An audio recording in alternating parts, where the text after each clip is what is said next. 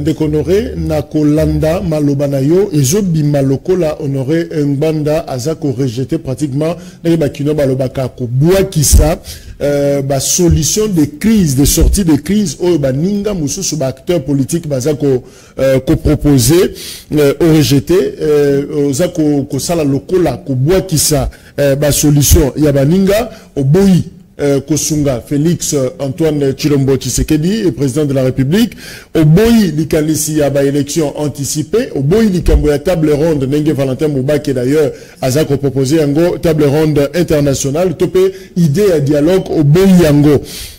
Alors, yo, au téléméli mingi na munoko na yo, eloko ezako bima, ezali kamba soulèvement populaire. Alors, eloko ntolingi toyeba, est-ce que eza molimo ya sectarisme te, soto koko bengango na lopoto bongo, ça dit esprit moko exclusif, ozo benga na baninga, ozo bwakisa baninga, olingo tika la seule maître à bord, Mbanda Kakande, azana makanisi ya malamu, pona kubikisa Congo, baninga mususu wana ba rezona kamabe, kaka yende, oza na makanisi ya malamu pona Congo. Alors pourquoi ne pas couper sa paix chance na ba recette ya baninga ndeko Honoré Ngbanda? Lekinangay Jacques Kalozi, mais tu as tout faux. Tu as vraiment tout faux une fois de plus, Lekinangay. Mais ngai moto ba bwakisi ese bangonde ba bwakisi ngai. Tu as tout faux. Lobi ke na nini ngai na je ko bwakisa ba mosusu tout ça, mais c'est juste l'inverse Lekinangay. Depuis 10 ans, je ne fais que céder aux autres. En 2006, avec mon fils Jean-Pierre Bemba. Mais ayebi yango na yebi sakabino, j'étais contre les élections pe na yebi sakaye. Na lobi mon fils ba élection yozo kende okolonga, mais ba kopé sa yo jamais le pouvoir. Alobi papa nga na zé prêt, soki ba meki ko botolonga e pouvoir toko na longi pe ba botoli toko betana. Na 2011, rebelote nani Etienne Tshisekedi.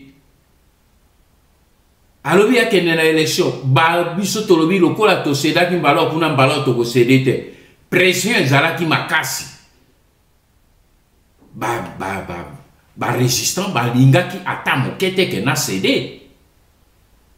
Mais tango tomoni engouement ya peuple pe na bino na Kinshasa, comme bozali aveuglé, engouement ezalaki makasi.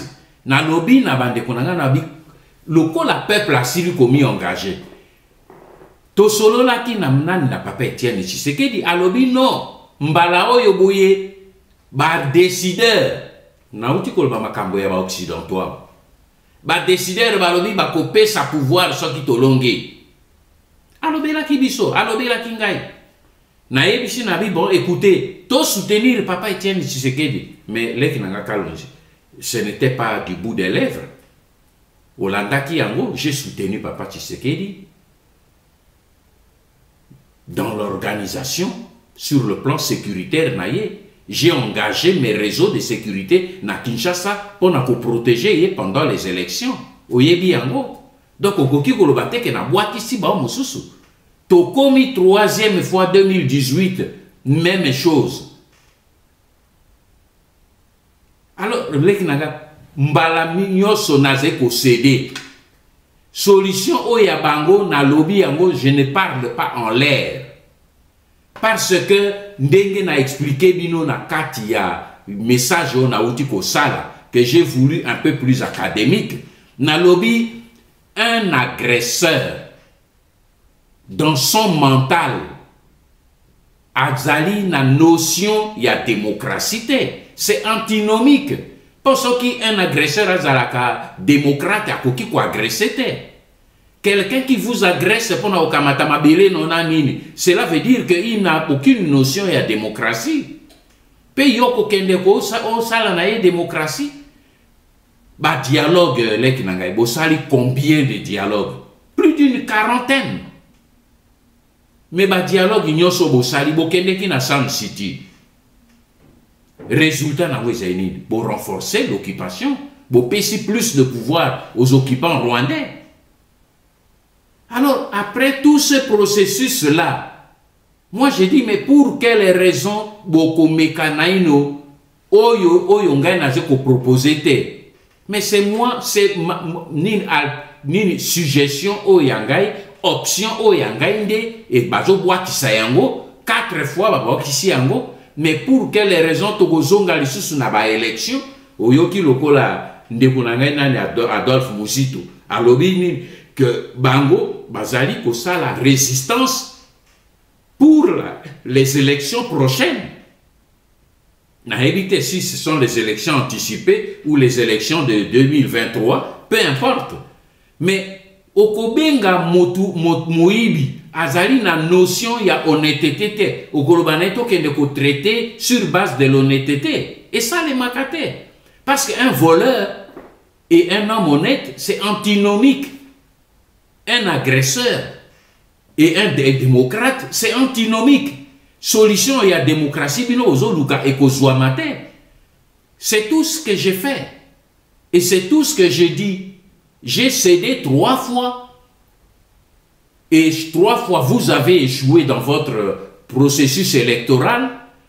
Bon, dans l'autre temps, ce qui est plus grave, c'est que dans l'autre temps, moto yoboye oyazo bato yo banguno ba occuper mboka na biso bazo profiter na temps wana pona ko renforcer système ya occupation ya balkanisation pe ya annexion ya mboka na biso bon to tika la tozo tourner en rond to sala kaka élection bango kuna bazo grignoter la terre bazo kamate la biso ti bon tango bakoya ko botolo mabele okendo sa élection na pays ni okendo sa élection na mboka ni tango ba Rwandais bakobotolo biso na ba Ugandais bakobotolo biso mboka balkanisation salemi ba Kivu ba okendo sa élection. C'est ça le problème. Et ça le problème et à sectarisme c'est tout sauf ça. Parce que pendant tout le temps, je n'ai fait que céder et être disponible na point de vue des autres. Mais pourquoi les autres ne peuvent pas être aussi disponibles? Parce qu'il y a échoué 3 fois. Pourquoi ils ne peuvent pas être disponibles? C'est pour cette raison que j'ai dit, il faut que le peuple tranche. Il faut que le peuple sache maintenant que ce qui a divorcé na bango, na peuple, na biso tokozangambo. Et là qu'il y a liboso, na kokina limbola bino. Tina nini na komi mokanda wana. Ezali faut boyeba te église catholique romaine en tant que État, parce que basé ko dépendre na Vatican. Cité à Vatican ezali na statut international d'un État. Et c'est l'un des États les plus puissants au monde. Ensuite, l'Église catholique de la République démocratique du Congo, Oya Congo, Kobanda l'époque coloniale, c'est l'institution la mieux renseignée et la mieux informée. Retenir Yango Pe Moto Yazolo Belabino, c'est un ancien responsable des services d'information et de renseignement du Zaïre. C'est l'institution le mieux informée. Et la preuve, ce qui au Tali n'a maso mazekoleka. O etali makambo ya maponami o na komeli na yango cardinal. Okomona que église catholique azalaki toujours na pointe. Na 2006, na élection ya 2006. Cardinal Echo a telemaki pe a belelaki malumalu à partir de Bruxelles. A lobinaye dites la vérité au peuple. A Koufaki na ba condition biso na bino toyebi. Simanaye Cardinal Mosengo na ba élection après ba élection yo nyoso to connaître il y a 2011. Alobi que les médiocres dégagent. Il y a Zali un peu diplomate, mais si Kalobi les médiocres to comprendre biso banso kezali ba occupant na bandeko na biso oyo bakei ko sangana na ba occupant. C'est ça la médiocrité alobi ba dégager. Na ko to moi parenthèse même côté il y a église protestante tomonaki Monseigneur Ekofo a telemeli nini occupation ya ba Rwandais a bombardé bango na miso na église bakimaki epa ya Mosengo balobi bakende na église protestante kunande bakozwa nini un peu nini complicité mais a bombardé bango tout droit azawapi akimi po balingaki ko bomaye. Alors ndeko leki na ngai cardinal ya mbongo ye motu tango ba élection oyo ya décembre 2019 et salemi yende atomboli mungongo balobaki non seulement résultat ya CNI eze ya lokuta mais alobi motu alongaki ba élection ezali Martin Fayulu a pesi pourcentage.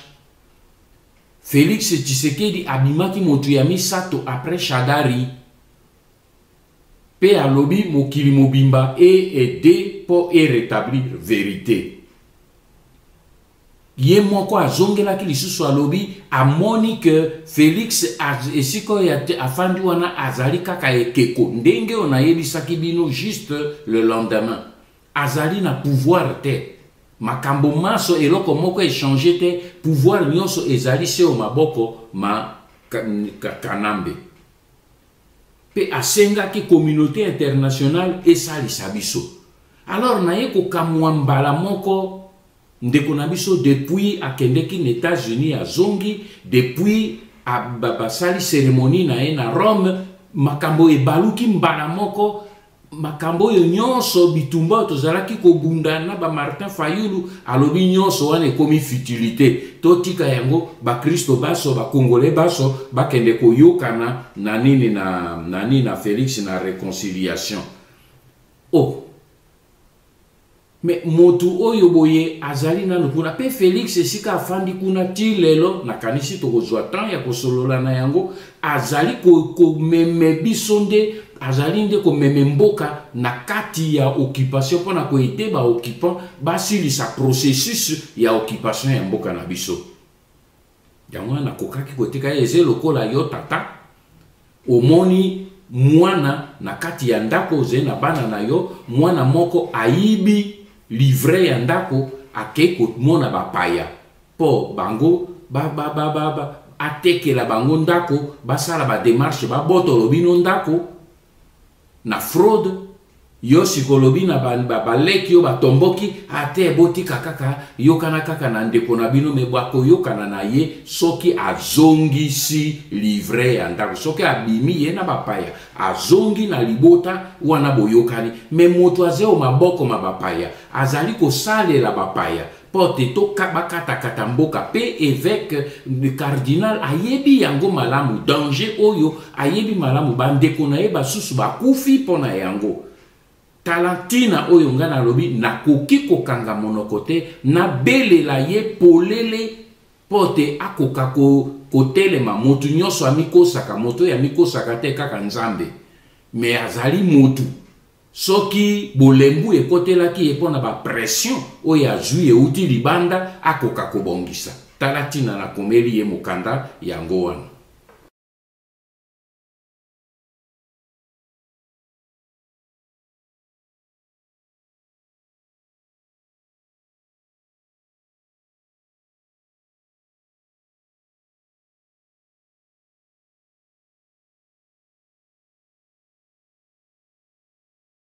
Ngai na sengi plutôt au lieu na répondre na question na sengi simplement na bande konabino ya ba journaliste o bazé na Kinshasa bo bazé kolanda ngai botuna na Nyarugabo boye bisaye que Honoré Ngbanda a lancé yo un défi alobi na yo boye Bimi c'est la biso ba Congolais un seul document pas 2, pas 3, 5 kaka moko pamba.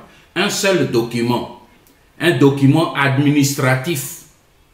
Il y a ba Belge, il y a ba Congo, il y a ba Congolais, ou bien abimisela bino nini un document scientifique, ou il y a ba historien avant 1970, c'est-à-dire 1970 pour nabino kuna na RDC. Abimisela bino document moko oyo kuna na kati bakomi kombo pamba ya Banyamulenge na kati. Un seul document avant 1970 où se trouve le nom Banyamulenge. Il y a lobby qui va débattre depuis 2 siècles. Donc il doit avoir beaucoup de documents où il y a le nom Banyamulenge dedans. Mais na tokende musikate na bi na ye na eti na 70. Mais par contre, moi, avec mes recherches, na joué pe na bimisela kibino kombo ya motu oyo a inventa kombo Banyamulenge. Gisaro Muhoza, un Rwanda, comme ye Nyarugabo ayebi malamu. Pour Azalaki na ye Nyarugabo na Deuxième République. Azalaki pe Sénat nini Azalaki nini na Deuxième Législature. Oh ya Deuxième République. Maintenant fungo la parenthèse. Paul quoi na lobby que Nani Gisaro Muhoza Azalaki membre ya Deuxième République.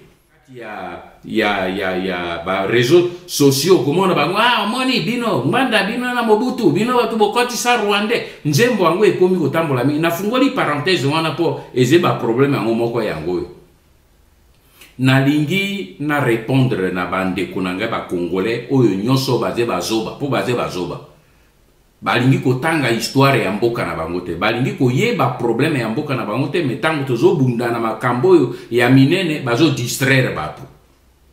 Nalingi na pesa bino soko tanga tek na pesa bino référence.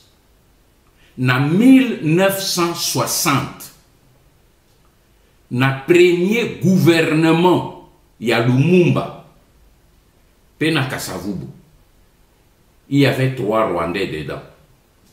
3 Rwandais bazaki na kati ya gouvernement wa. Anissé Kachamura Azaki ministre et information et affaires culturelles. Azaki na gouvernement ya Lumumba. Nan Edmond Rudahindwa. Azaki ministre ya mine. Pe nani Marcel Bissoukiro. Azaki ministre du commerce extérieur. Bango nyonso misato. Banyarwanda. Na gouvernement ya Adula. Na 1961,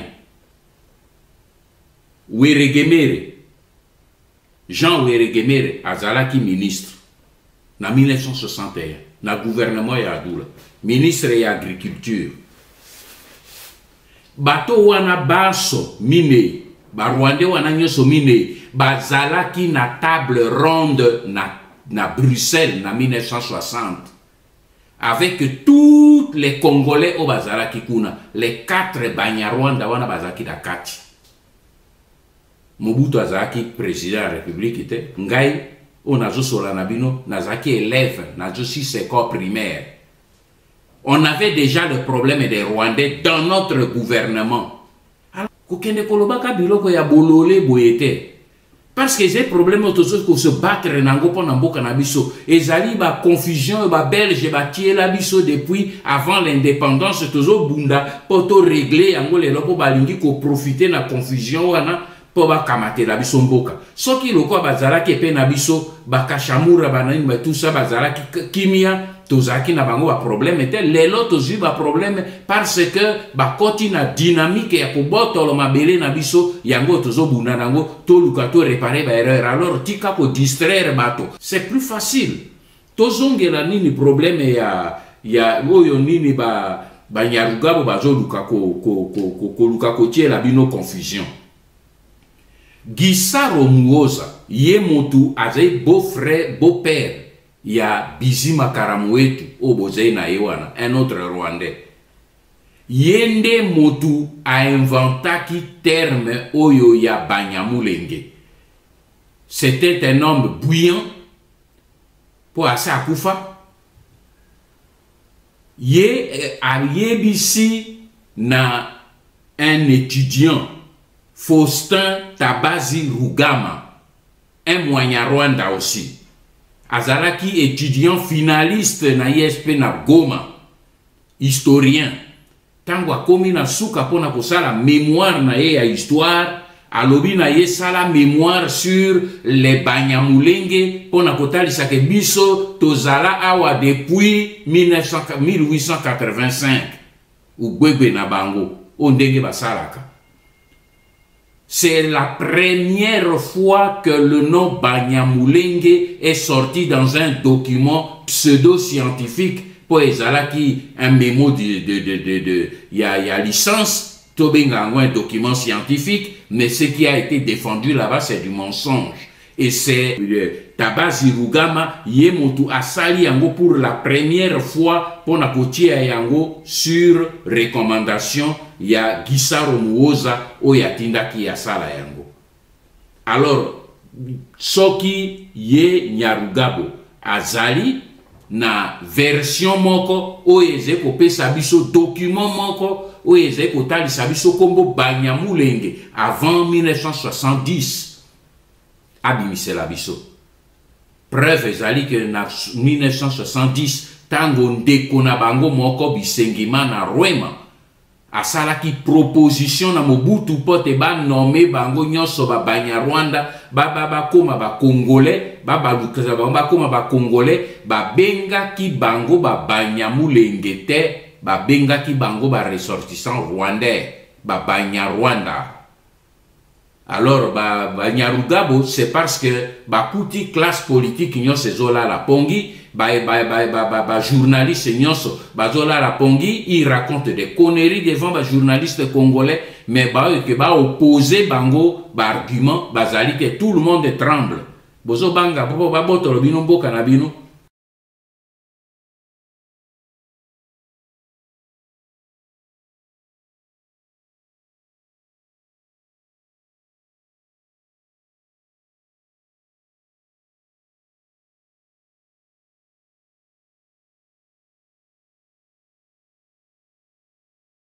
Mensonge oyo ya Ubwege oyo ya Barwandais ona uti kolimbola bino yo yango wana ezi komi traduire même sur le plan géostratégique na terrain parce que élément ya confusion oyo ezi na terrain ezi kotalisa lokuta na bango Mulenge epai oyo ONU ayaki kotia bango Banyarwanda baye komi pesa kombo ya Banyamulenge. Mulenge ezali na zone ya Uvira au nord. Minembwe oyo esika bango bazo bunda bitumba ezali na zone ya Fizi au sud. Et kolongwa Mulenge po ya kokendeti na Minembwe ezali à peu près 100 km. Alors bango soki ethnie na bango po ethnie moko ezalaka na territoire nango configuré. Bango Banyamulenge bazali bato ya colline ya Mulenge. Alors bango bazali na nord na zone ya Uvira. Ndenge nini baze kobuna bitumba ya Minembwe na zone ya sud kuna na Fizi. Ozomona ndenge lokuta ezomona. Nyonso wana ezali nini makambo na yebisaki bino na kati ya livre na bimisela bino document. Minembwe ezali zone base stratégique oyo bango détermina yango na Kagame depuis 2004 mois de janvier. Basalaka réunion na Kigali.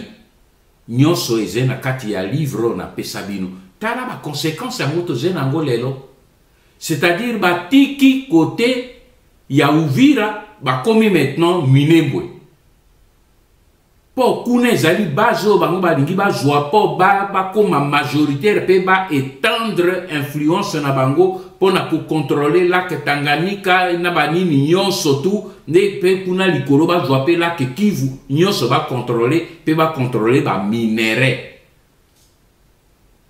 Ozomona e problème tozali na yango nde yango wana.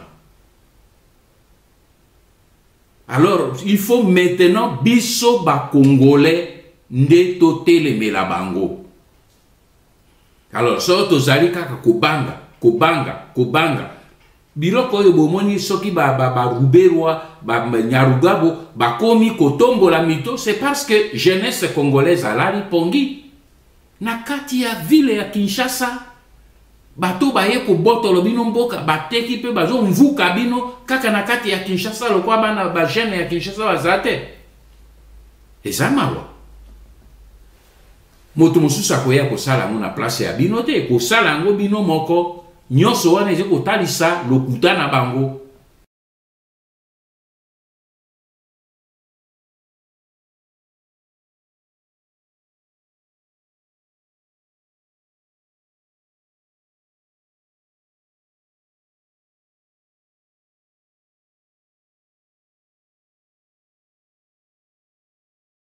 Tala rassemblement oyo cardinal asengeleki asala pona biso baso ba congolais nde yango oyo boye, c'est-à-dire abenga ba congolais banso bino ba jeune botelema mboka elingi kokenda po campagne oyo ozekoloba wana. Campagne wana nayebisaka bino nazongelaki bino nayaki komona bino nalobi babandi campagne na États-Unis pona koloba ke Banyamulenge baze koboma bango tal pe bokeba parce que campagne wana ekozwa ampleur po bato basalaki yango na Arizona.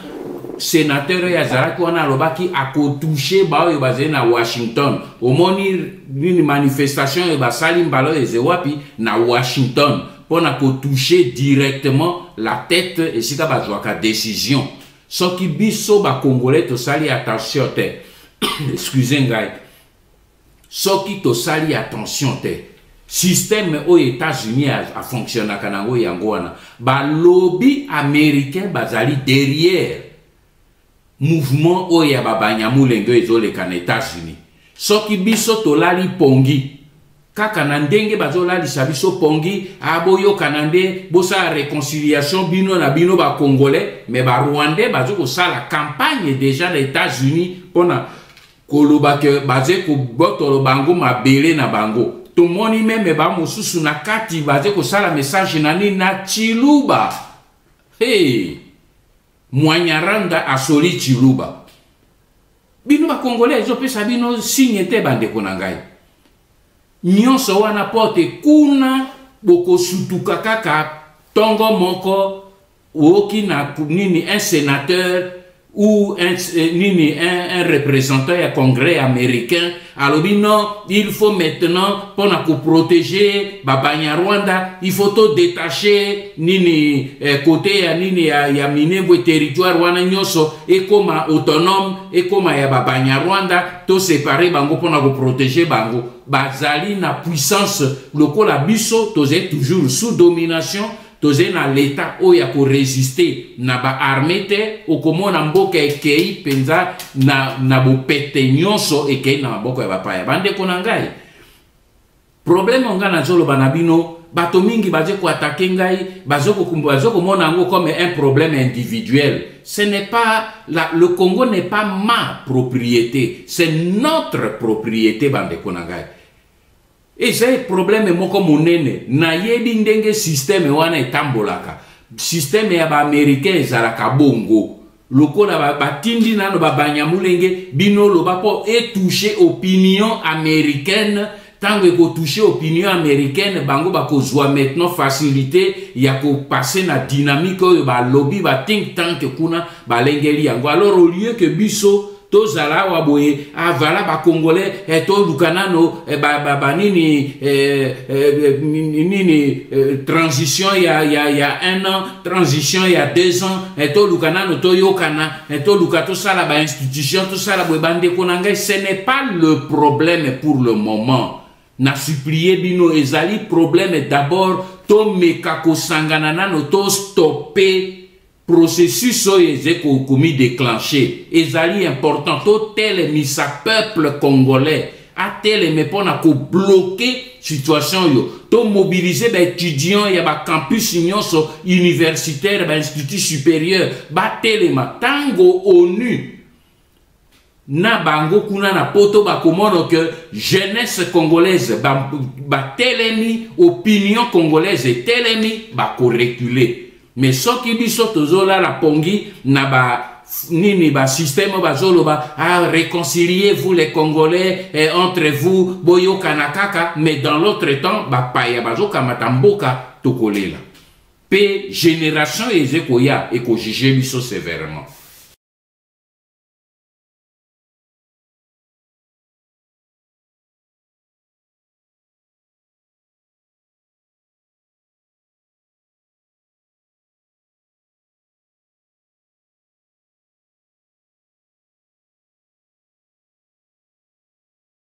Nazara mokuse mais direct.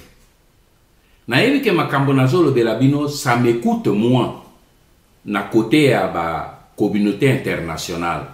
Bazo considérer ngai comme moto ya zo dresser ba congolais contre communauté internationale. Naza contre communauté internationale te po biso moko République démocratique du Congo te membre ya communauté internationale. Mais na lingina lo belabino une chose. Pour retenir yango bien. Et c'est pour intérêt dans mboka na biso mobimba. ONU, oyo bozo yoka ONU lelo. Boye ba ke ONU lelo ezena maboko ya États-Unis d'Amérique.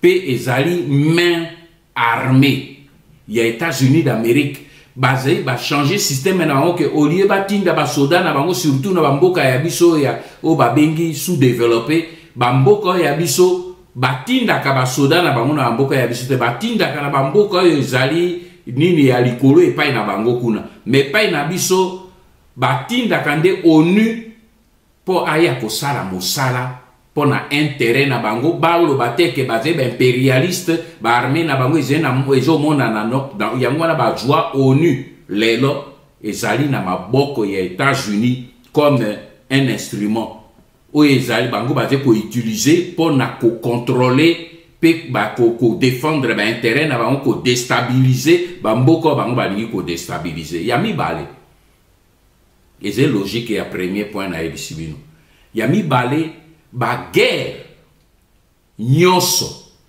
oyo esalemi na région oyo ya biso ya Grand Lac africain depuis 1990 nyonso ezali œuvre pe plan ya États-Unis. Génocide esalemaki na Rwanda na 1994 94 tala rôle nini ONU kuna bengaki yango minuar rôle nini azalaki nango Abiarima na yebisi bango nga nazalaki présent tango azaki koloba yango na président Mobutu na yebisi bango que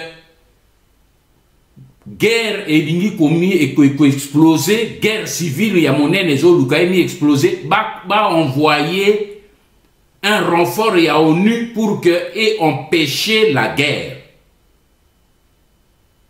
Réaction Bill Clinton a pessimitindo Kofi Annan ba bengisi ba vider plutôt nini troupe ya ONU o nazoloba ba témoin ebele ba koma ngai moko na koma ngo ba bengisi ONU abimi po atikela Kagame na ba troupe na yo ya Museveni occasion po basala oyo basali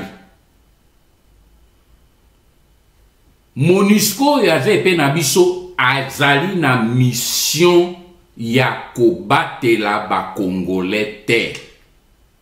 MONUSCO aye pour na prolongement ya schéma ya ba États-Unis oyo bazali na yango pour na ko contrôler minéraux et pas na biso. Yango wana moni lokola ba fandi armée oyo ezali na plus de 20 000 hommes pendant 20 ans face na bateau et bazali na arme ya maboko te. Bongo bakoka kosulisa ma koti ya kimia te. Bozo trouver yango normal. Bazali wana pona ngute bazali wana pona kobattre la structure. Donc nyonso yo lobi ndenge bazalaki ko bango bazalaki ko accompagner le Rwanda. Bazé ko accompagner ba kundabatware banani bantaganda eze bato na bango. Mission e bango ba ye pona ko battre la bango. Il faut biso ba Congolais to comprendre. Mais comme tozali occupé par le même Rwanda qui contrôle les institutions chez nous, nini okuyoko décider que onu yakende comment? Oyo nyonso oyo boyeba nini Kanambe azaki ko sala wana Meloni doit partir mais bozoye ba ezole kanabu tout est. Ça c'est pour la consommation ya bino ba Congolais. Mais oyo bango bazé ko décider na Tutsi Power c'est autre chose. Ils ont besoin d'eux parce que c'est leurs alliés. Alors il nous appartient à nous Congolais botika yango na lobaka na bino tika ideo ya kokanisa que communauté internationale akoya ko aider biso to bima na kati ya libulu to ko bima kaka biso moko. Soki to sali effort te to ko kufa na kati.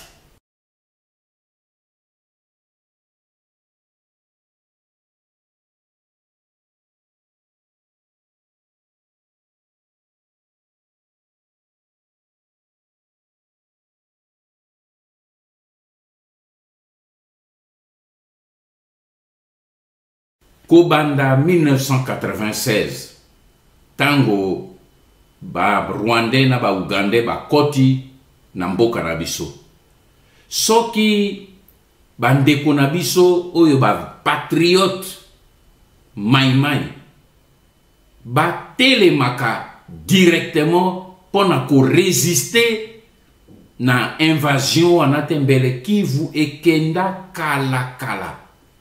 Nazali ko rendre bango hommage pe mokolo na créa ki Apareko délégation na bango ezalaki dans la salle na premier congrès ya Apareko parce que bazali ba patriote oyo boy grâce na bango ba Rwandais bakamati nano Kivu te. Mais tango Paul Kagame amoni que obstacle na ye ezali ba maimai a utilisé méthode na ye ya ubebe a créé ba faux maimai ebele avec ba Rwandais oyo ya ba Hutu na ya ba Tutsi na kati pe ba bandi ko boma batu ebele po musala na bango eze ko boma ba Congolais mais baze ko tia yango na compte ya ba maimai po kombo wana ya maimai ebeba yango wana lelo soki tozali ko parler na ba maimai to sala la part des choses. Il y a des faux maimai oyo ezali composé na ba Rwandais o bazali ko boma ba Congolais sous prétexte que ezali ba maimai bazali ko bazali ba rebelle pour kombo wana ya ba vrai pour réputation ya ba vrai patriote ebeba. Donc il faut ndenge ko balobaka na français. Il faut savoir discerner et distinguer le livret na blé. Parce que ba tieli biso ba fo na kati ebele. Yango wana na sengaka toujours que ba chef coutumier na est basali sangai. Basali sabiso na koyeba ko révéler biso pe ko indiquer biso ba faux maimai oyo bazai ko bomaka bato bazai ko sala banditisme bazai ko piller baze ko piller et makele na biso et baze ko boma bande ko na biso. Pour tout ça la distinction. Yango na moni bande ko mingi na diaspora boke baka. Tant bo kaka mai no iya mai e mai. Ba mai o ya faux na ba mai o ya ba patriote ezali différent. Yango na il faut biso to koka ko sala en sorte que to sunga bande ko ba baso oyo ya Kivu oyo ba telemi ba congolais oyo ya Kivu ba jeune oyo ba kamati bibundeli pe ba telemi pona ko pekisa mboka na bango bazai batoto sengeli nde to sunga bango.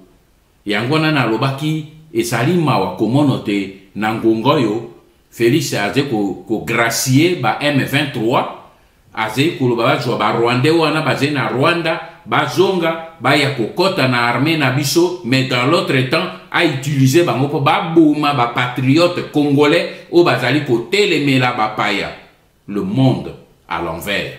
Ezemawa Nalanda qui très bien de très près rencontre et Salemaki na Sochi na Russie.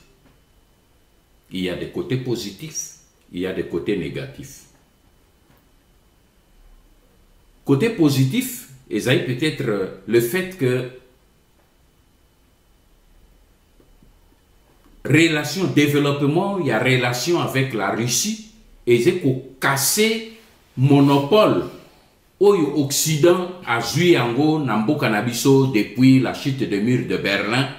Occident a ticali un monopole sur l'Afrique et que maintenant l'arrivée, le retour de la Russie en Afrique et qu'on brisait un peu ce monopole-là. C'est un aspect positif.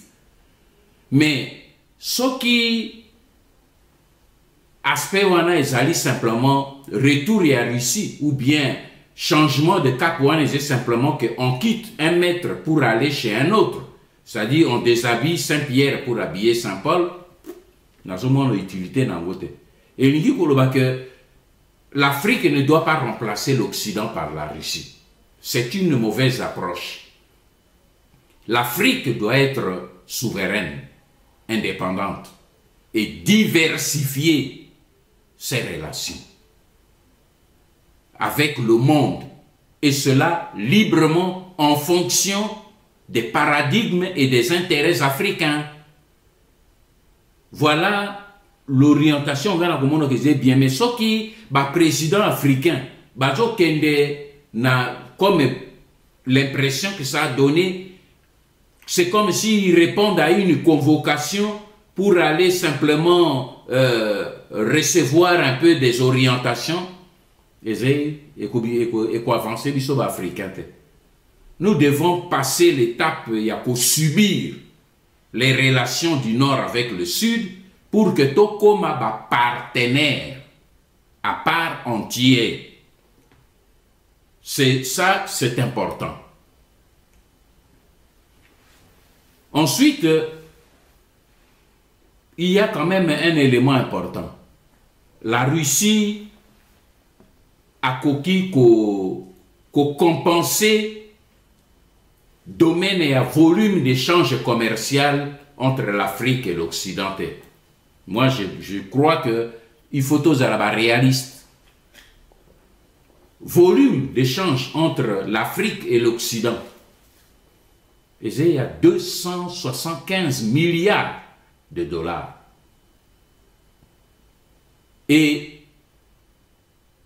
le même volume d'échange avec la Russie ne représente que 27 milliards de dollars seulement. Donc, au moins, il y a monnaie. Donc, la Russie ne peut pas prétendre. Mais par contre, avec la Chine, c'est 200 milliards. C'est pour ça que la Chine inquiète l'Occident plus que la Russie dans le domaine d'échange commercial. Parce que la Chine, à elle seule, c'est 200 milliards du volume d'échange annuel entre Yen et Afrique. Mais la Russie qui a compris cet écart-là, Yen a mis engouffré dans le domaine de la défense et sécurité. Mais dans le domaine où on a aussi, il ne faut pas que ils allaient simplement échange comme un dingue avec l'Occident, il y a parrainage. Que la Russie, ce quoi, que ça échange na RDC, donc il y a qu'on parrainer, qu'on dominer la défense et la sécurité à RDC. Non. Il faut tout changer optique. Il faut que tout le monde parrainage, tout qu'il y ait une technologie qui appelle en même temps la formation des Africains. C'est-à-dire qu'il faut qu'on développe, il ne faut pas que tous allent seulement le marché des produits finis. Non, mais il faut par exemple que Nini doit développer Nini ba école, il y a formation pour la utilisation, il y a ba armes, il y a ba mandoki, ou il y a ba ça là. Même envisager même technologie, il y a fabrication à bilo qu'on a biso moko pour notre propre défense selon notre propre budget. Voilà un peu ce que je peux dire. Ce qui veut dire qu'il faut biso tout le cas plutôt africain, tout le cas comme inspiré. Na exemple, il y a Chine, il y a Singapour, il y a Brésil, où il va réussir tant que faire se peut à sortir du diktat, du monopole, de la supériorité de l'Occident sur le reste du monde. Il faut bisoto kota dans cette optique-là, to mekakozwa, et cela demande que tous les dirigeants autonomes, dirigeants forts, dirigeants